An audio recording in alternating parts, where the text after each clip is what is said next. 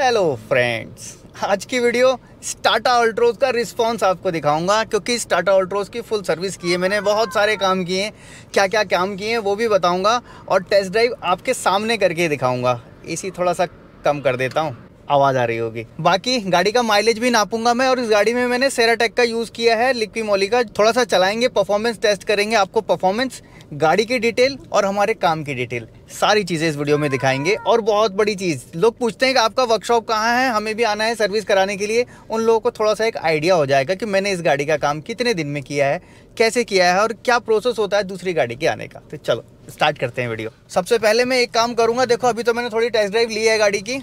अभी जबकि मैं वीडियो स्टार्ट कर रहा हूँ तो मैं इस मीटर को ट्रिप कर देता हूँ, 0 रीसेट ट्रिप, यस 0 हो गया। अब चलो जी स्टार्ट करते हैं। देखो इस गाड़ी में पहले प्रॉब्लम क्या क्या थी वो मैं बताता हूँ। इस गाड़ी भी हमारे पास लखनऊ से आई थी, गाड़ी चल के आई थी, मतलब ऐसा कोई मेजर प्रॉब्लम नहीं थी कि कहीं खड़ी हो गई हो, लेकिन खटर पटर की आवाज़ें बहुत ज़्यादा थी, जिसके ऊपर आप पहले भी वीडियो देख चुके होगे।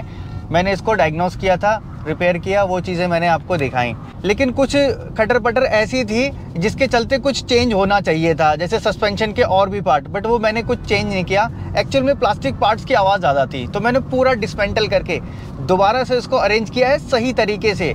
और ये खटर पटर आवाज़ कहाँ से शुरू हुई, किसी ने खोला और प्रॉपर तरीके से फिट नहीं किया, वो आवाज़ें शुरू हुई। तो वो मैंने उस प्रॉब्लम को सॉल्व किया, स्टीयरिंग रैक की प्रॉब्लम को सॉल्व किया। स्टीयरिंग रैक हमने चेंज की है, वो वीडियो नहीं देखी तो जाके देख लेना, बहुत सस्ती मंगाई थी मैंने। 13,000 की स्टीयरिंग रैक मैंने 4,000 में ले ली थी। दूसरा इसके अंदर प्रॉब्लम थी, गाड़ी का इंजन इतना स्मूथ नहीं था, थोड़ा सा वाइब्रेशन टाइप का फील देता था।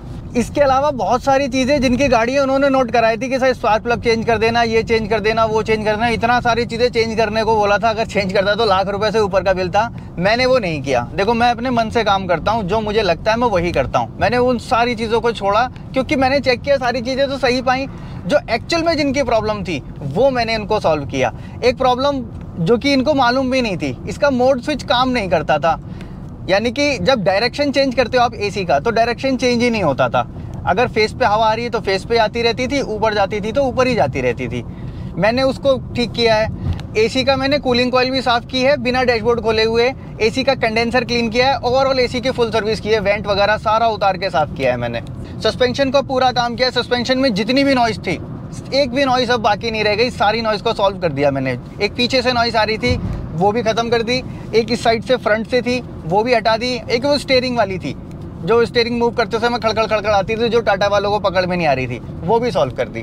दूसरा मैंने जो मेजर सर्विस की है इस गाड़ी का, मेजर सर्विस में मैंने कूलेंट फ्लश किया है, रेडिएटर पूरा डिसमेंटल करके।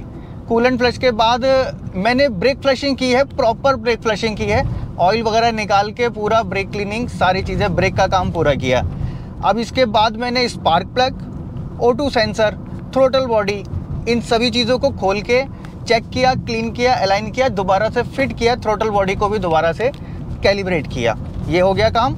इसके अलावा मैंने फुल सर्विस की इसकी, जो भी इंजन ऑयल चेंज है, फिल्टर चेंज है, एयर फिल्टर तक को मैंने रिप्लेस नहीं किया, याद रखना। मेजर सर्विस कर रहा हूँ लेकिन एयर फिल्टर को रिप्लेस नहीं कर रहा हूँ, ज़रूरत नहीं है जिन चीज़ों की। मैं नहीं चाहता कि यार बेवजह पैसा बर्बाद किया जाए। स्पार्क प्लग भी उनका कहना था कि सर चेंज कर दो, जब चेंज करने लायक थे ही नहीं तो मैं चेंज क्यों करता। हाँ, माइलेज का उनका थोड़ा सा कंसर्न था कि यार गाड़ी अब माइलेज नहीं दे रही है जितना पहले दिया करती थी। माइलेज अभी आपको नाप के दिखा देंगे। इंजन वे की पूरी क्लीनिंग की है, इंजन वे को अपने तरह से पूरा चमकाया है, नया बनाया है। और जहाँ जहाँ रस्ट लग रही थी गाड़ी में, रस्ट बहुत ज़्यादा थी, जैसे कि बैटरी का कवर है, ये सारी चीज़ें, इन सबको अपने आप मैंने पेंट भी किया है खुद ही। जो ब्लैक का पार्ट थे उनको पेंट किया, क्योंकि इंटरनल पार्ट है तो उस इंटरनल को आप पेंट कर दोगे तो कम से कम रस्ट से थोड़ा बचा रहेगा। तो वो वाले काम भी मैंने किए, जो मुझे दिखा। ओवरऑल वो सारे काम मैंने इस अल्ट्रोज में किए। गाड़ी एक्चुअल में बड़ी स्मूथ चल रही है, जितना उसको चलना चाहिए। टाटा अल्ट्रोज है और बिल्कुल रिफाइन चल रही है, 2021 का मॉडल है ये। अभी ये इसका इंजन ऐसा बोल रहा है ना कि जो पहले जितनी भी वाइब्रेशन थी बिल्कुल स्मूथ हो गई। इवन आप लो गियर पे भी चला लो, मतलब हाई गियर, ऊंचे गियर पे, कम स्पीड पे भी चलाता हूँ तो वो वाइब्रेशन गाड़ी नहीं देती है। और माइलेज तो भाई साहब रिकॉर्ड ही तोड़ दे रही है। अब अभी देखो आप, मैंने 21 किलोमीटर चलाई है गाड़ी और इको मोड में चलाई है अभी 29.7, शायद स्क्रीन पे दिख रहा होगा आपको, थोड़ा नज़दीक कर देता हूँ। अभी ये सारा मैं इको मोड में चला रहा हूँ। अब इसके बाद फिर मैं पावर मोड को ट्राई करूँगा कि दोनों दूसरी चीज़ें चेक करने के लिए, क्योंकि अभी मैं थोड़ा सा ECU की लर्निंग पे फोकस कर रहा हूँ। दूसरा AC मैंने ऑन किया हुआ है, 1 नंबर पे है, सिर्फ 1 नंबर पे, और AC में कूलिंग ज़बरदस्त कूलिंग है, बढ़िया एकदम। एसी के लिए मतलब 1% भी नंबर नहीं काट सकते आप। नई गाड़ी से बिल्कुल बराबर की टक्कर दे देगा। नई गाड़ी को चला लेना और इसको चला लेना। और अब मैं थोड़ा सा पावर ले लूँ, तो पावर लेके देखते हैं जी। इको मोड को चेंज कर दूँ पावर मोड में। अभी 5th गियर में ही है गाड़ी। अब आप देखो मीटर पे ध्यान देना, बगल में वैगनआर जा रही है। स्क्रीन पे चलती हुई गाड़ी का आप इतना जल्दी आइडिया नहीं लगा पाते, लेकिन मैं इसको फील कर रहा हूँ। गाड़ी फील दे रही है एकदम। 80 आ गई, 90, 100 भी चली जाएगी, बट रोड में आगे थोड़ा सा ट्रैफिक है, इतना तेज़ चलाना नहीं चाहिए। मैं जाने देता हूँ। माइलेज अभी भी, जब इतना पावर ली मैंने, अभी भी 28.6 28.4 आया है। ब्रेकिंग ज़बरदस्त, बिल्कुल बराबर ब्रेकिंग आ रही है। और मैंने इसका अलाइनमेंट कराया, क्योंकि स्टीयरिंग रैक चेंज की थी। पहले खुद से इसका थोड़ा बहुत अलाइनमेंट किया, फिर कंप्यूटर पे ले जाके इसको प्रॉपर अलाइन कराया, ताकि स्टीयरिंग बिल्कुल देखो बिल्कुल सीधा है। जैसे ही पावर मोड को ट्राई करने लगे, टोल टैक्स आ गया। अभी हम टोल तो कटाएंगे नहीं, यहीं से यू टर्न ले लेंगे। और लास्ट जो स्विफ्ट की सर्विस की थी मैंने, उसका परफॉर्मेंस भी मैंने यहीं तक टेस्ट किया था। इसको यहीं से यू टर्न ले लिया था। वो सर्विस नहीं देखी तो एक बार जाके देख लेना। स्विफ्ट वाले भाई साहब बहुत ही खुश हो गए थे। क्या ज़बरदस्त माइलेज गाड़ी निकाल रही थी और बिल्कुल स्मूथ बना दिया था उस गाड़ी को मैंने। चलो जी, यहीं से लेते हैं यू टर्न। पावर मोड का ट्रायल अब इसके आगे बाकी रह गया है। सस्पेंशन का ट्रायल ख़राब रास्तों पे, वो भी करा के दिखाता हूँ आपको। वैसे एक बार मैं इसको ख़राब रास्तों पे पूरा चेक कर चुका हूँ। एक बार क्या 3 बार चेक कर चुका हूँ।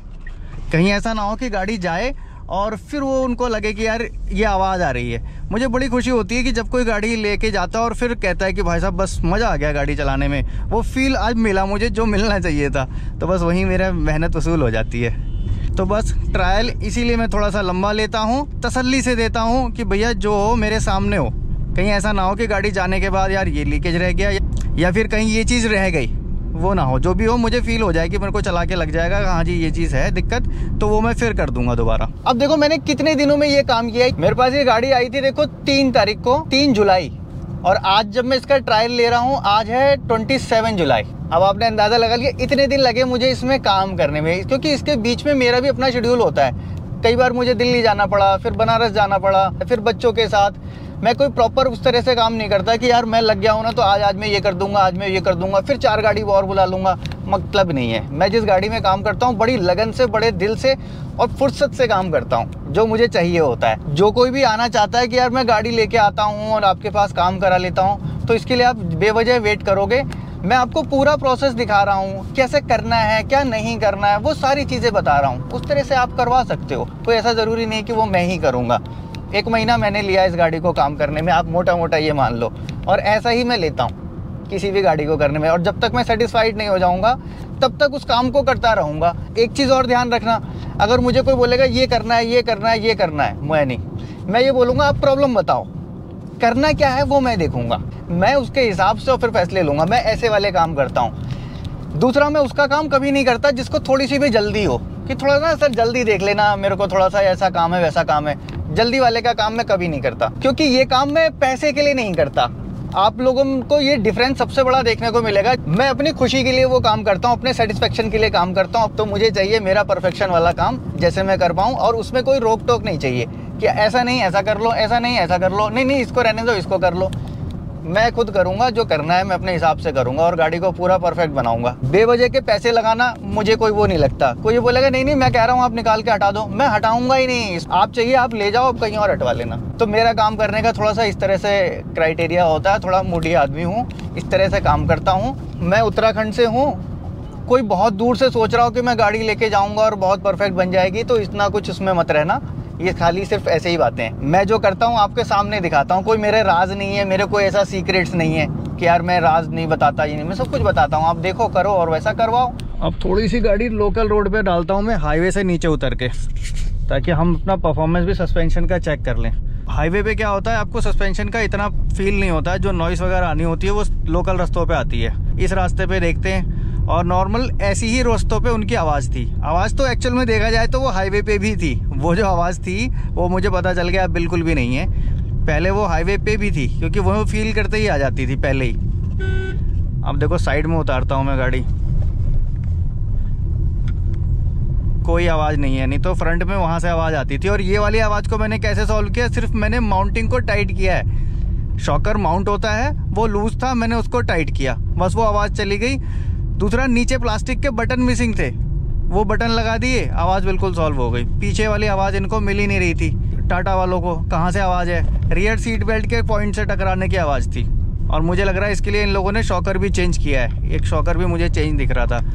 आप जब भी नोटिस कराते हैं ना कुछ भी पॉइंट जाके, तो वो उनके लिए एक अपॉर्चुनिटी बन जाती है। अच्छा हाँ, ये प्रॉब्लम है कस्टमर को, ठीक है सर फिर ये चेंज कर दो, इससे हम यार ये पार्ट बेच सकते हैं। पता नहीं क्यों ऐसा माइंडसेट है यार, हर प्रॉब्लम पार्ट चेंज करने से नहीं जाती है।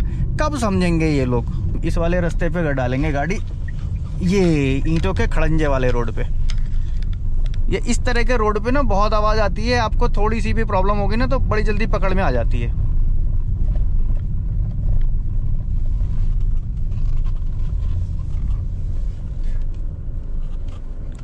कोई आवाज़ नहीं है, स्टीयरिंग कट करने में कुछ भी नहीं,